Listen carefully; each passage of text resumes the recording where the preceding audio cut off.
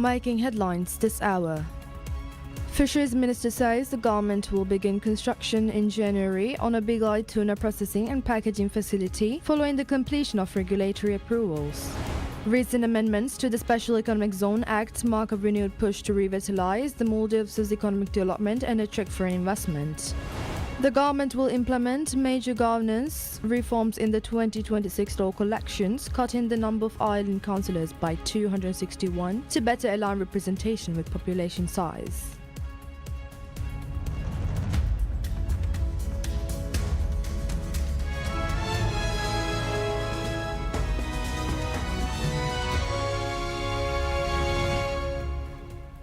Bismillahirrahmanirrahim. Assalamu alaikum. Welcome to PSM News in English with me, Idham Naim. Gambling, a practice long prohibited under the Islamic law, is witnessing a quiet but alarming resurgence in the Maldives, despite the country's 100% Muslim population and its religious principles. Once confined to underground circles, gambling has now rapidly migrated to smartphones and homes through online platforms and mobile applications, raising serious concerns among religious leaders, policymakers, and civil society. Recognizing the growing threat to public morality and social stability, the government has introduced a landmark bill to amend the penal code, proposing to criminalize both gambling and the operation of gambling establishments. The proposed amendments would insert 3 new clauses into Article 616, clearly defining gambling as the exchange of anything of value based on chance or outcome through electronic means, gambling devices, or organized schemes. Crucially, amendment excludes legitimate sports and entertainment competitions that award prizes, as well as non-gambling arcade devices, ensuring that recreational activities are not unfairly targeted. A gambling device is now defined as any mechanical, electromechanical, or electronic machine designed to dispense money or valuable based on luck or skill, while gambling establishments include online platforms face equal legal scrutiny. Under the new framework, both gambling and running a gambling operation would be classified as Class 4 offences punishable by a minimum of 1 year, 7 months, and 6 days in prison, with sentences extending up to 4 years. Since last year, authorities have been blocking gambling websites, but the rapid proliferation of new app sites has outspaced enforcement. With this legislative push, the government aims to close legal loopholes and strengthens its ability to combat the digital spread of gambling. The bill, currently awaiting parliamentary review, is expected to be taken up when the parliament recommences next year. The amendments are not only a legal necessity but a moral imperative to protect Maldivian society from social ills associated with gambling, bankruptcy, family breakdowns, violence, and spiritual neglect. Minister of Fisheries and Ocean Resources Ahmad Shyam says the government will begin construction in January on a Big Eye tuna processing and packaging facility following the completion of regulatory approvals. He said the project is expected to be finished within 6 months, a timeline intended to ease logistical bottlenecks that have long constrained the nation's fishing industry. In an interview broadcast on PSM News, Minister Shyam described the initiative as the fulfillment of a presidential pledge to strengthen the sector. He noted that the administration has allocated a 25,000 square foot parcel of land in Hulumale for the site, situating the development within wider government measures to reduce operational costs. Among those measures is the provision of subsidized fuel for fishermen operating in the capital region. The project is being undertaken under the management of the Maldives Industrial Fisheries Company in partnership with the Islamic Development Bank, which has secured a loan financing for the construction. Once operational, the facility is expected to expand local industrial capacity significantly, introducing a daily packaging capability of 35 tons. Recent progress in the Maldives' economic development follows the government's decision under President Dr. Mohamed Moise to amend the 2014 Special Economic Zone Act, a move intended to revitalize the nation's strategy and attract foreign investment after years of stagnation. The original legislation, though ambitious, faltered amid political opposition from the Moldovan Democratic Party that stalled major proposals. President Moise has now placed economic diversification at the center of his administration's agenda, advancing a framework designed to be more accessible to international investors and more resilient in the face of domestic challenges. Under the revised law, developers may establish sustainable townships if they commit a minimum investment of $500 million. These projects must integrate renewable energy, essential public services, and high-standard infrastructure, including international hospitals and hotels, ensuring the urban growth is comprehensive and sustainable. The government issued its first permit under the new guidelines last Thursday to Crystals Holding Private Limited for development in Nuno Atoll. Scheduled for completion by the end of 2028. The township will include a wellness and medical facility, an international education center, and a dedicated agricultural island employing advanced farming technologies. Minister of Economic Development and Trade Mohammed Said described the initiative as a landmark achievement, calling it a realization of the administration's vision for a resilient economy. He highlighted that the project reflects the success of target policy reforms and international outreach and is expected to generate employment while expanding access to education and public services nationwide. The government will introduce sweeping governance reforms in the 2026 local elections, reducing the number of elected island councillors by 261 to better align representation with population size. The decision follows a government-commissioned study that found maintaining 5 councillors in small communities to be operationally inefficient. Under new constitutional and legislative amendments on decentralization, islands with fewer than 2,000 residents will elect 3 officials, while larger populations will continue to retain 5-member councils. The administration has also abolished atoll councils, removing an administrative tier deemed redundant after officials concluded that regional representatives often prioritize individual island interests over broader atoll welfare. Resources once allocated to these bodies will now be channeled directly to island councils. A redirection, the government says, will strengthen social welfare and development initiatives while fostering more direct engagement between local authorities and central administration. The restructuring is expected to streamline communication and reduce bureaucratic delays.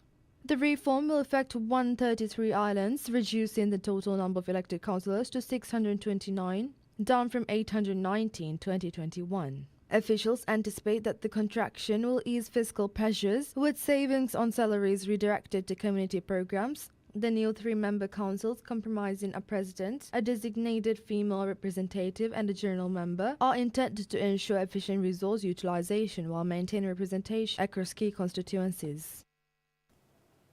Spain has consolidated its role as a significant source of visitors to the Maldives, surpassing 50,000 arrivals during the current reporting period.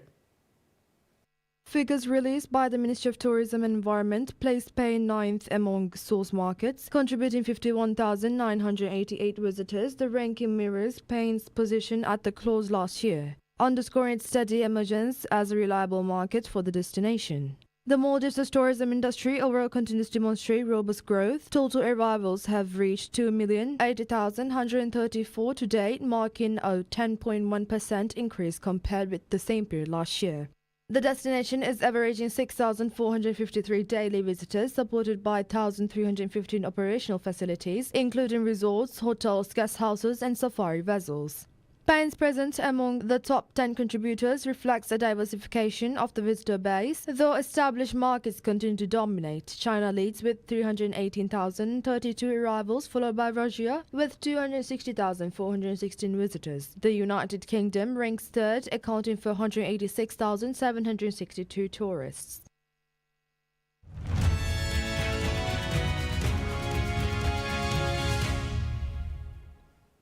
A report by state broadcaster CCTV that aired says that China promises to maintain a proactive fiscal policy next year that would stimulate both consumption and investment to continue high economic growth. The pledge was made at the annual Central Economic Work Conference in Beijing, which was attended by Chinese President Xi Jinping. Those pledges were also published in a readout by state news agency Xinhua of the conference held on December 10 and 11, a key gathering of the Communist Party to set the police agenda and targets for 2026. The prospect of the forceful fiscal stimulus could ease worries over the slowdown seen in the second half of 2025. in almost every area of the economy that is not contributing to China's trillion-dollar trade surplus. But the dual focus on consumption and investment demands concerns that Beijing is not yet ready to shift from a production-driven economy to one that would be driven more by household spending, even if policy documents have lately begun to mention domestic demand ahead of industrial upgrades in the list of priorities.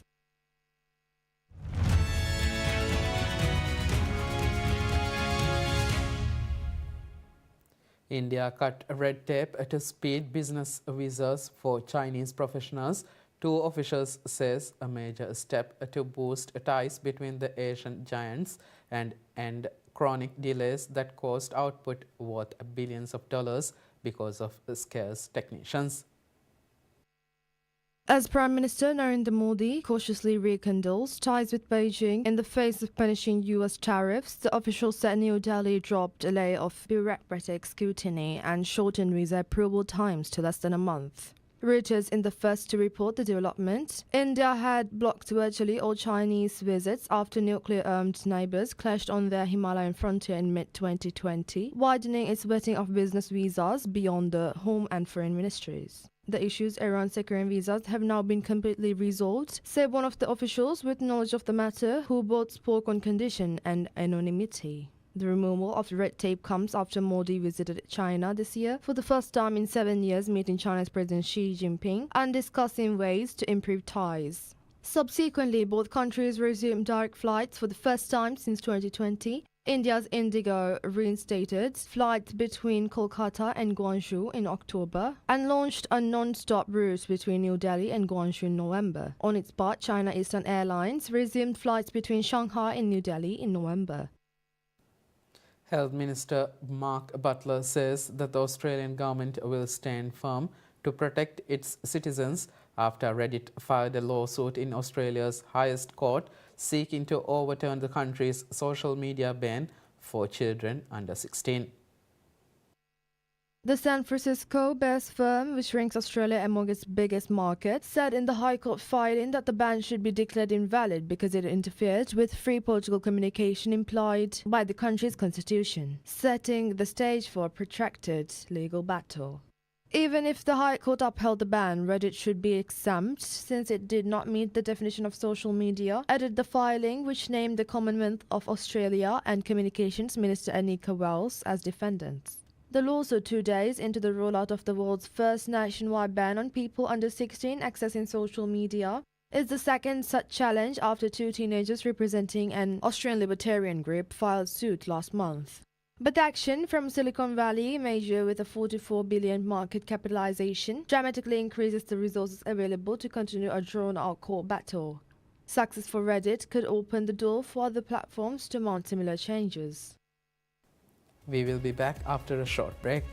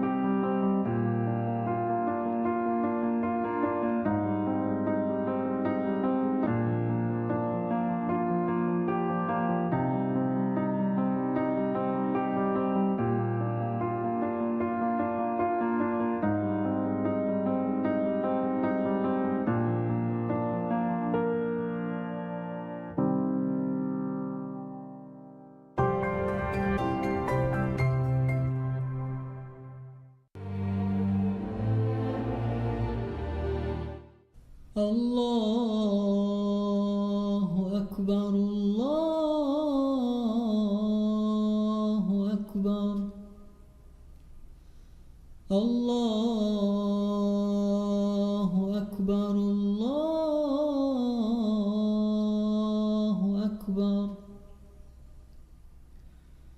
أشهد أن لا إله إلا الله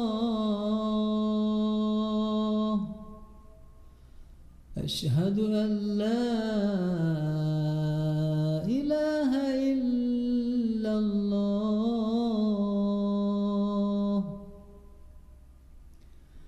أشهد أن محمدًا رسول الله أشهد أن محمدًا رسول الله حي على الصلاة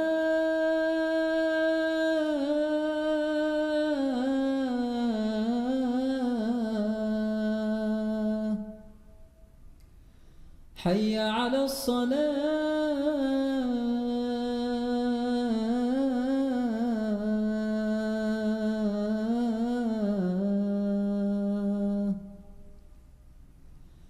حي على الفلاح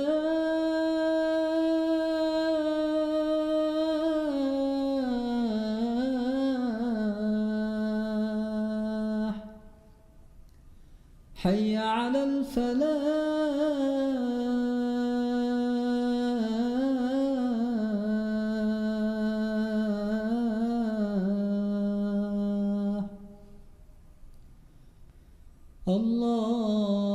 الله أكبر الله أكبر لا إله إلا الله اللهم رب هذه الدعوة التامة والصلاة القائمة آت محمدًا الوسيلة والفضيلة والدرجة الرفيعة وابعثه مقامًا محمودًا الذي وعدته وارزقنا شفاعته برحمتك يا أرحم الراحمين وصلى الله على محمد وآله وصحبه وسلم والحمد لله رب العالمين.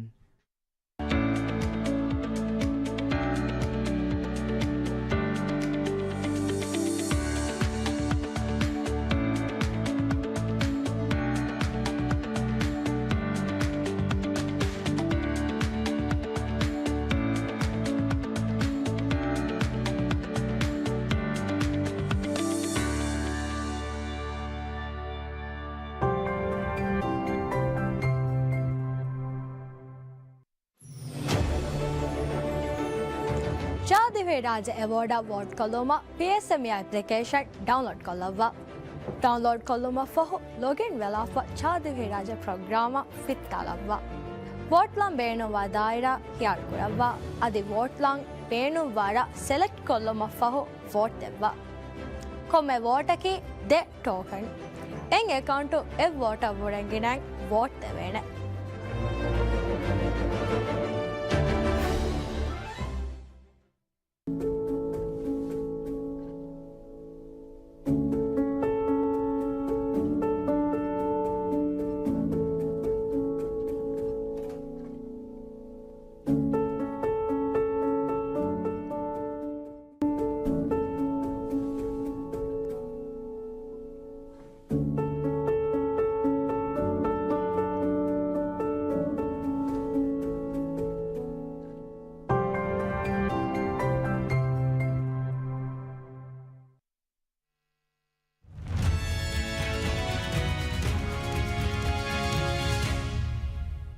Welcome back. You're watching PSM News in English.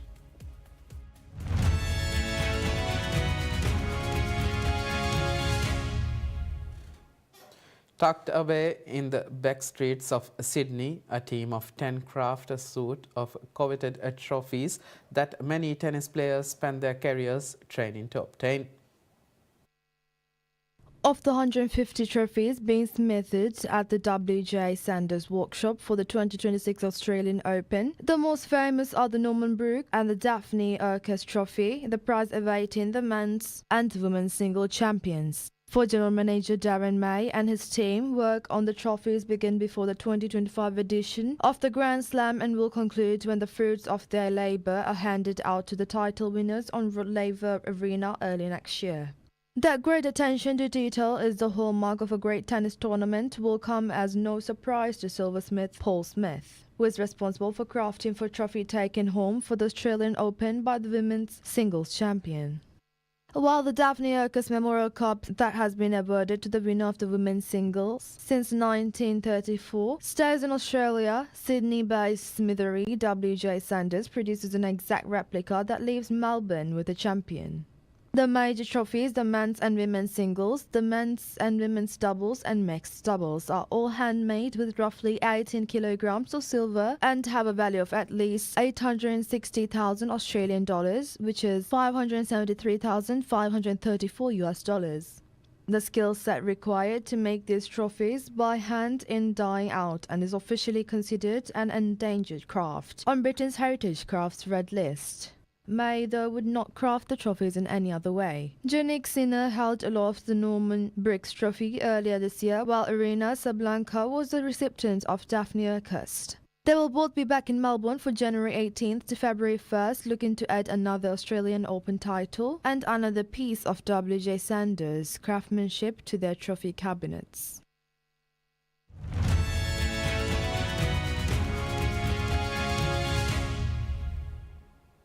French independent video game Clair Obscur Expedition 33 swept the board at the Game Awards. Not only did it win the coveted Game of the Year award, it also won Best Game Direction, Best Narrative, Best Art Direction, Best Score and Music, Best Performance, Best Independent Game, Best Debut Indie Game and Best RPG. Since its release in April, French video game Clair Obscur Expedition 33 has taken the world by storm in 2025, selling millions of copies, garnering rave reviews and winning top awards. The game is the brainchild of Guillaume Broche, who left video game giant Ubisoft in 2020 to set up Sandfall Interactive to create Clair Obscur, and with a small team he made that a reality. Broche told Reuters his team are still in denial about the game's success but are pleased that gamers responded so well to something they worked so hard on. I think that's what I find really beautiful, is that people really reacted strongly to all the passion we put into this game. Like, it's really a game that comes from the heart and from the soul, and we poured everything of us into this game, really, and I think that people felt that.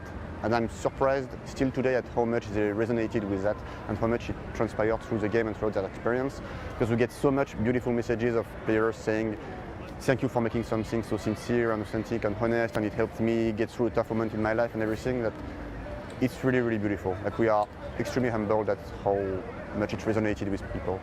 Set in an alternative reality, the game follows Expedition 33, the latest task force to annually try and kill the paintress, who paints on Gormages, the local out of existence at a certain age once a year. However, on reaching the paintress shores, the group is decimated, leaving only 4 survivors. As the game progresses, secrets are laid bare as some of the survivors have a deeper connection to the world and the paintress than previously thought. The game tackles issues surrounding grief and is steeped in the French culture with a belle époque style, and it features French language, music and of course barrettes, Breton shirts and baguettes. President Macron of France even got behind the game, praising its boldness and creativity. However, the team behind the game aren't taking their success too seriously, dressing up in berets and Breton shirts for the Game Awards. Before the awards, Bruce said, "We already won in our hearts because we touch people emotionally, and that's why we make games." Fans who have been wanting to see more of Clair Obscur have also been rewarded Sandfall Interactive release a thank you update of content for the game in light of its success at their award show. Broche is currently working on a new Clair Obscur game, but details remain source, except the title. That concludes news for now. Thank you for watching PSM News. Have a good day.